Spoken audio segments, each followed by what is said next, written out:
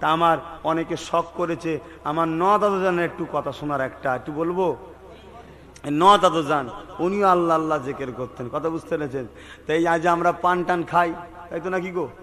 এ পান টান খাওয়াকে রাসূলুল্লাহ পছন্দ করে না, কথা শুনছেন? রাসূলুল্লাহ পছন্দ করে না কোনো নেশাজাতীয় জিনিস খাওয়া। কেন? মুখ দিয়ে দুর্গন্ধ বাহির হয় বলে, কথা বুঝলেন? এবারে খাওয়ার মধ্যে আবার নিয়ম আছে, অনেকে খেয়ে শুয়ে পড়ে, অনেকে একটা দুটো খেলো বিরাজ করে নিল আর করে নিল, ঠিক আছে, কথা বুঝতে পেরেছেন? কিন্তু দাদা হুজুর পীর কেবলা তাই নিষেধ করলেন, এ বাবা নাজমুস সাআদা তুই পান খাবি না। আমার 5 দাদাদের মধ্যে 9 হুজুর একটু পান খেতেন, বুঝতে পেরেছেন? এই পান খাবি না, খবরদার, নবী দেখবি নি, পান খাস কেন? মুখ দিয়ে দুর্গন্ধ বেরোবে, রসুলের সামনে কথা বলবি কি করে, কথা বুঝতে পেরেছেন? তো হুজুর কেবলা বলল মাথা হ্যাট করে রয়েছে। আব্বা যখন মানা করেছে হুজুর কেবলা আর পান খাইনি। বেশ কয়েকদিন গেছে, হুজুর বেরোচ্ছে, ফার্স্ট সকালে 9 হুজুর পীর কেলার সঙ্গে দাদা হুজুরের মুখোমুখি হয়ে গেছে, আর দেখছে গালে পান আসছে, আর দাদা হুজুর খেতে গেছে। বিয়াদব, তোর বাপ তোকে মানা করলাম। হুজুর আর কিচ্ছু কথা বলতে পারে, চুপ হয়ে দাঁড়িয়ে গেছে। দাদা হুজুর বহুত রাগ করলেন, 9 হুজুর কিচ্ছু বললেন না, 2 চোখ দিয়ে পানি টপ টপ করে জমিনে পড়ছে, চুপচাপ দাঁড়িয়ে আছে, কিচ্ছু। চলে গেলেন, ঈশার নামাজ হয়ে গেল, 9 হুজুর খাইনি মনের দুঃখে। কি গো বাপ রাখলে অভিমান হয় না? হয় না? এগুলোকে হারাম বলবেন না, এগুলো অভিমান, দুঃখ লেগেছে। দাদা হুজুর পীর কেল্লা মনটা খারাপ হয়ে গেল, হালকা বয়সের ছেলে একটা দুটো খায়, আমি এত রাগ করে ফেললাম। কিন্তু ঠিক নয়, আস্তে আস্তে বাড়বে। হুজুর আমার ঘুমিয়ে পড়েছে, আমার আপনার পীর জামানা মুজাদে ঘুমিয়ে পড়লেন। ও না জানেরা, পূর্বরাশরী জিন্দাবাদ, দাদা হুজুর জিন্দাবাদ, 5 হুজুর জিন্দাবাদ। সবাইকে সমান করে নেবেন না, সবার পান খাওয়া 9 হুজুরের পান খাওয়াটা সমান করবেন না। এ না জানেরা, আমার আপনার জামানার মুজাদে দাদা হুজুর পীর কেবলা ঘুমিয়ে পড়লে, যে ঘুমিয়ে পড়েছে সঙ্গে সঙ্গে আমার নূর নবীর নূরের চাঁদ মুখটা আমার আপনার মুর্শিদ কেবলা দিদার হয়ে যায়।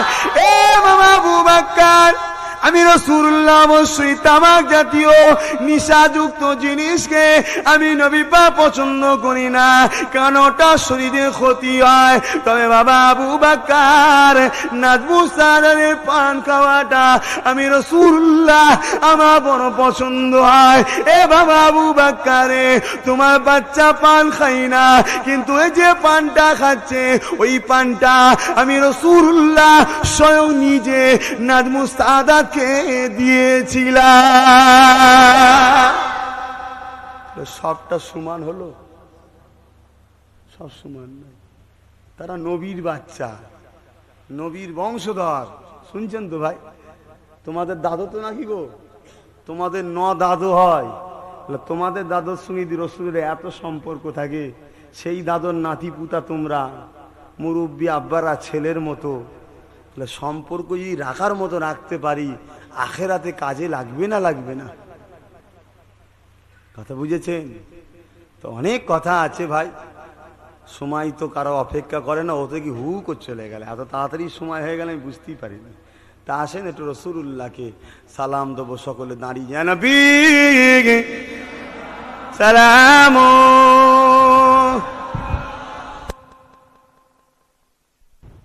আসেন ভাইজান, রাসূলুল্লাহ, যে রাসূলুল্লাহকে আমার পীর মুর্শিদ কেবলারা দেখেছেন, শুধু পীর মুর্শিদ কেবলারা নয়, মুরব্বী আব্বা, আপনাদের অনেক আব্বারা, আপনাদের অনেকের মায়েরা রাসূলুল্লাহকে দেখে কবরে গেছে, জোরে বলুন সুবহানাল্লাহ।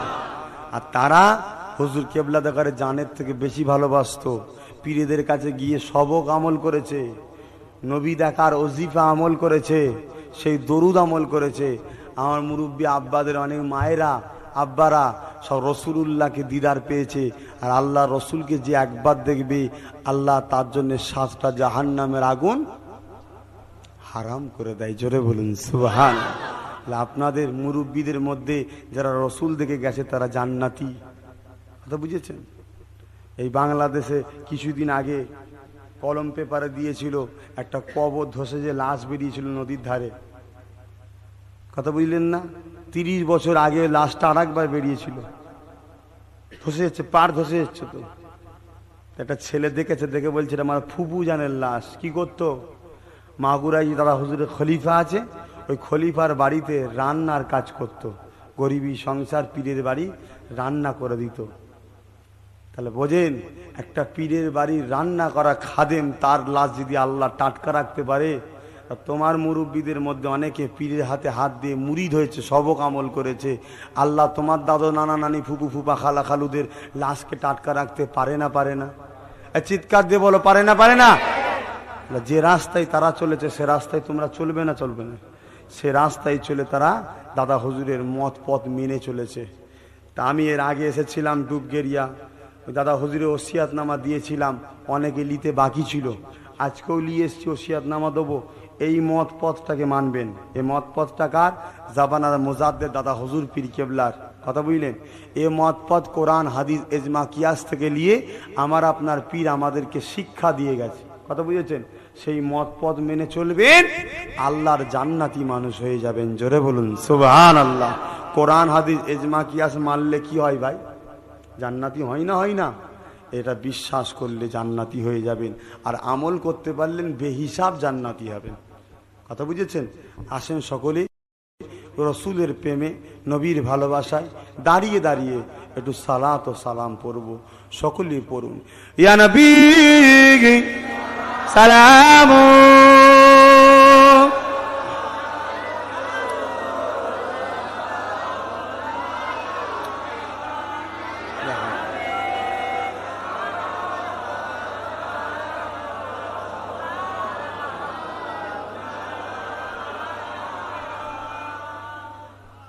طلع البدر علينا من ثنيات البداء وجب الشكر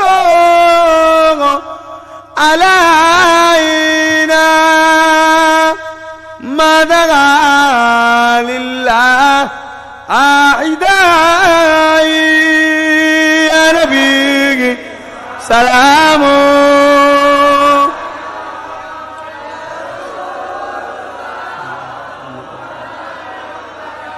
يا حبيبي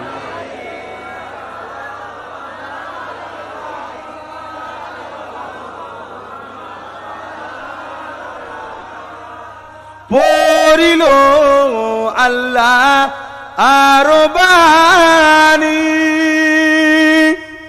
পোহালো দুঃখে এ রজনী,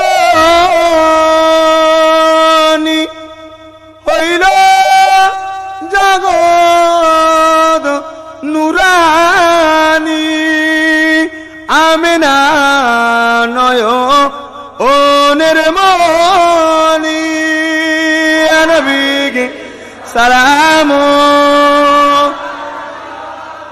ইয়া রাসূল সালাম।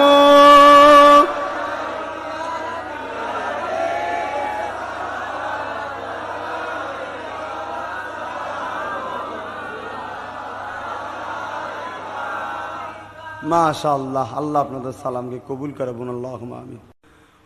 একবার দরুদ শরীফ, আল্লাহুম্মা সাল্লি আলা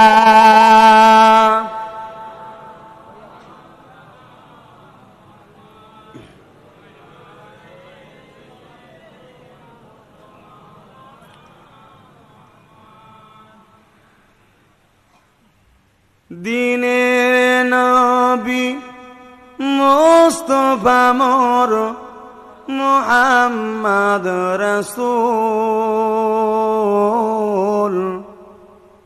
কুল জাহানের অন্ধকারে তুমি আর এক ফুল, দিনের নবী মুস্তাফা মোর মুহাম্মদ রাসূল কুল জাহানের অন্ধকারে তুমি আর এক ফুল।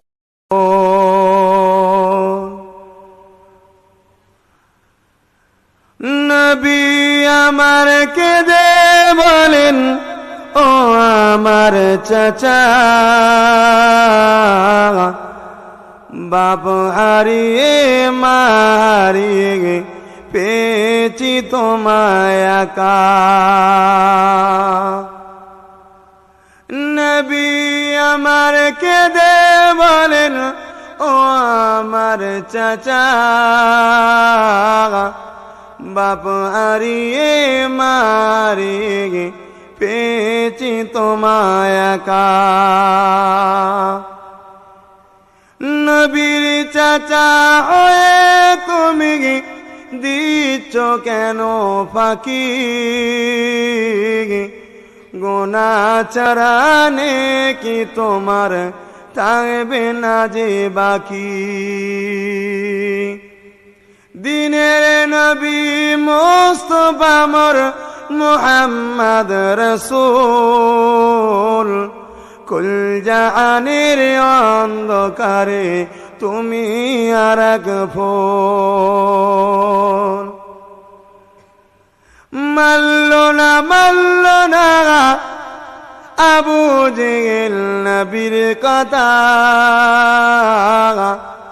নবী আমার কানে শুধু বসে একা একা। মাল্লো না আবু জেহেল নবীর কথা, নবী আমার কাঁদেন শুধু বসে একা একা।